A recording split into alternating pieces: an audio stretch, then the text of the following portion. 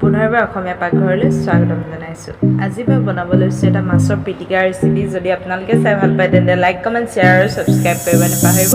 তেন্তে বলক আজি আমি চাই লওঁ মাছৰ পিটিকা ৰেচিপি বনাবৰ কাৰণে আমাক কি কি বস্তুৰ প্ৰয়োজন হয়। এয়া চাওক, আজি মই এটা মাছৰ পিটিকা ৰেচিপি বনাই দেখুৱাম আপোনালোকক। ইয়াৰ কাৰণে মই লৈছোঁ এটা পিঁয়াজ, টেঙা আৰু এইফালে অলপ ধনিয়া পাত, নহৰু, আদা আৰু জলকীয়া। আৰু এইফালে মই মাছখিনি আগতে ফ্ৰাই কৰি থৈছিলোঁ, হাফ ফ্ৰাই কৰি থৈছিলোঁ। এতিয়া মই এইখিনি ভালদৰে পুৰি ল'ম।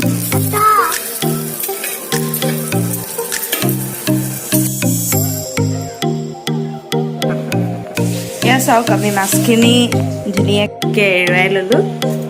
এয়া আমি ইয়াত পিঁয়াজ কাটি দিছোঁ।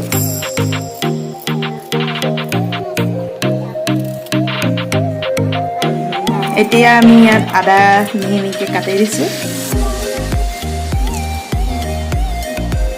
এতিয়া আমি ইয়াত নহৰু কাটি দিছোঁ মিহি মিহিকৈ।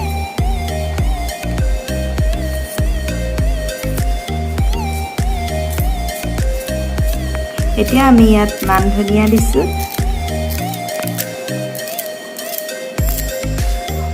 এতিয়া কাজি নেমু দিছোঁ।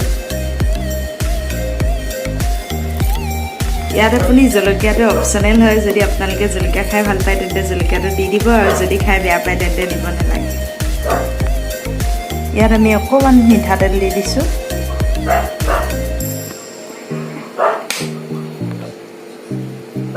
এয়া চাওক, এতিয়া অকণমান নিমখ দিছোঁ।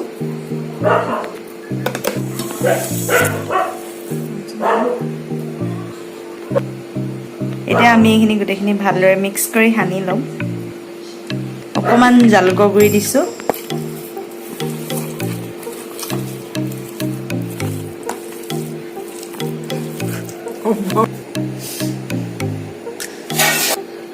এতিয়া ইয়াত জলকীয়া দিছোঁ।